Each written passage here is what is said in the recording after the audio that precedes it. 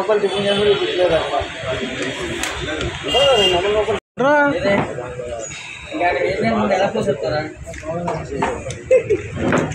కృష్ణ ఏంది కృష్ణ దించు సార్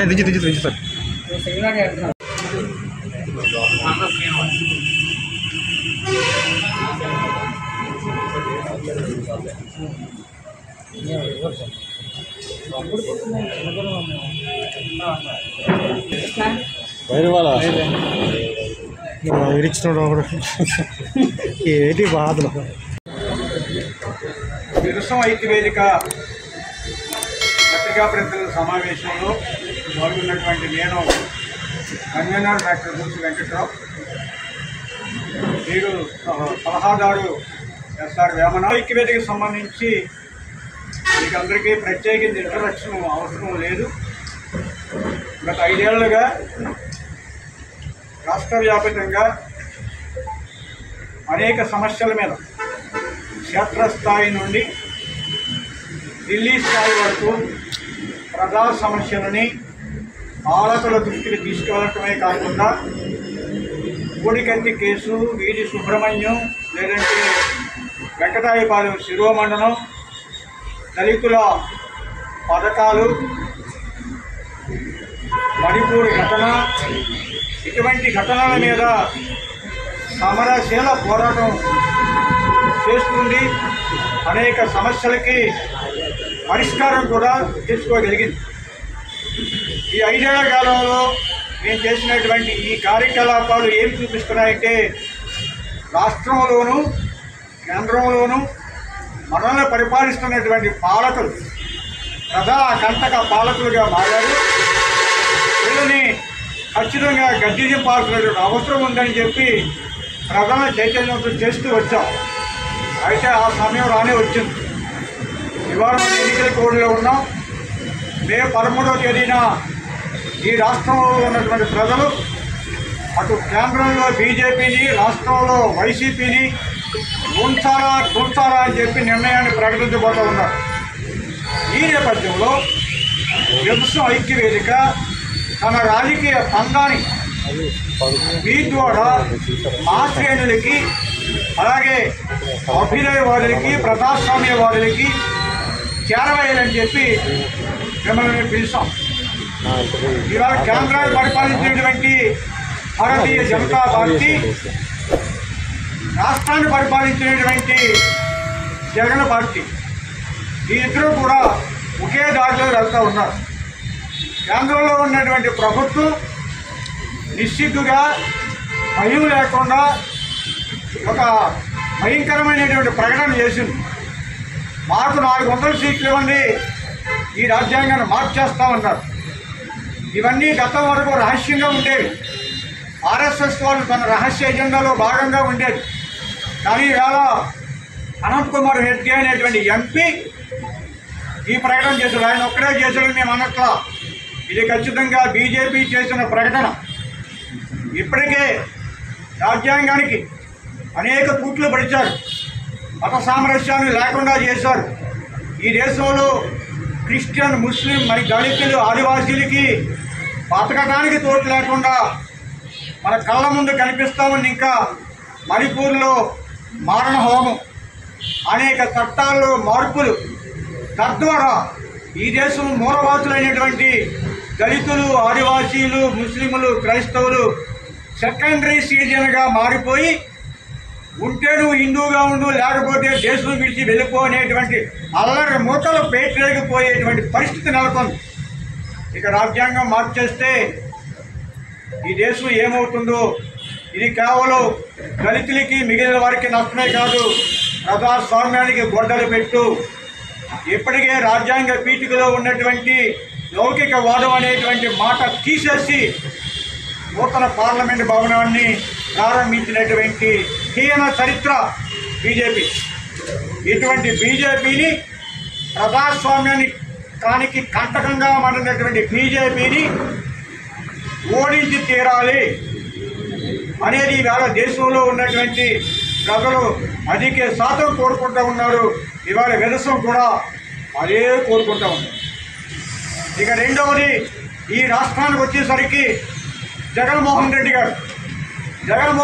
గారు 84 అని ఒకసారి చెప్పాడు, 103 అని ఒకసారి చెప్పాడు. ఏంటంటే 103 సార్లు నేను బటన్ నొక్కి పేద ప్రజలకి సంక్షేమం చేస్తున్నానని చెప్పాడు. మరి మీరు ఎంతమంది సంక్షేమం చేస్తున్నారో మాకు తెలియదు, కానీ దళితుల సంక్షేమాన్ని మాత్రం మీరు చంపేశారు. ఇవాళ ఎస్సీ కార్పొరేషను మూసేశారు, 20 దళిత పథకాలని రద్దు చేశారు.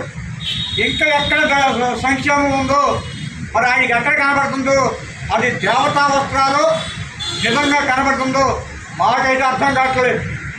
అంతేకాదు, మనుషుల్ని చంపుకుంటూ పోతూ ఉన్నాడు. మనుషుల్ని చంపేసి దోక్కోట్లు లేదు, భయపట్లు లేదు.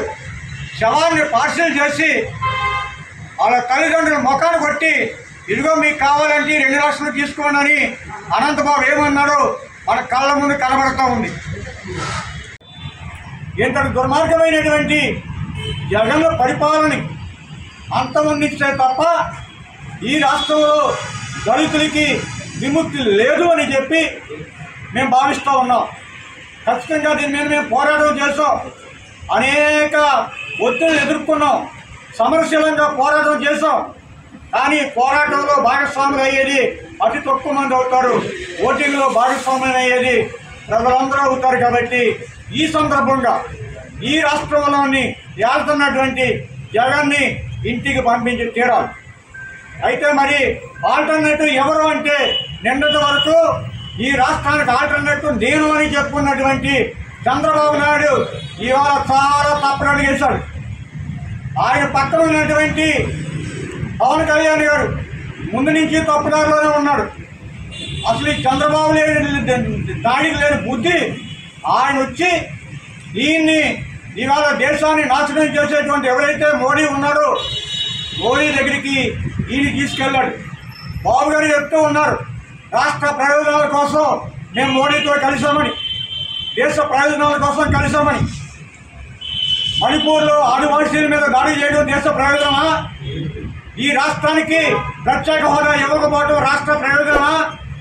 ఈ రాష్ట్రానికి రైల్వే జోన్ ఇవ్వకపోవడం రాష్ట్ర ప్రయోజనమా? స్టీల్ ప్లాంట్ నమ్మేయటం జాతి ప్రయోజనమా? ఇవన్నీ బీజేపీ ప్రభుత్వం జాతి కంటకంగా తడుపుతూ ఉంటే వీరిద్దరూ వెళ్ళి వాడి సంతలో దూరి ఇవాళ ప్రజాస్వామ్యవాదులకి దళితులని కావాలని దూరం చేసుకుంది ఈ తెలుగుదేశం జనసేన కూటమి. అందుకని మేము ఈ తెలుగుదేశాన్ని, జనసేన, బీజేపీ కూటమిని కూడా ఈ రాష్ట్రంలో నిలదొక్కుకోకుండా వారికి ఓట్లు వేయొద్దని చెప్పి మీ ద్వారా ప్రధానికాన్ని విజ్ఞప్తి చేస్తూ ఉన్నాం. మరి ఎవరికయ్యాలి అని ప్రశ్న ఉండొచ్చు. నిజానికి మా ఐక్యవేదిక నిన్నటి వరకు ఒక పద్ధతిలో ఉన్నాం. అరే ఈ ఆధిపత్య కులాల జోలికి వెళ్ళకూడదు, మనం రెడ్డి పోతే కమ్మ, కమ్మతో పోతే కాపు కాదు, బహుజన రాజ్యం రావాలని చెప్పి మేము ఆశించాం. కానీ వాళ్ళ దేశంలో గొడ్డు పరిస్థితులు ఉన్నాయి. బహుజనులని, ప్రజాస్వామ్యవాదులని ఓట్లు చీలిపోతే ప్రధానమైనటువంటి శత్రువుని ఓడించడం కష్టమని చెప్పి లోతైనటువంటి అధ్యయనం చేసింది వెళ్తాం ఐక్యవేదిక.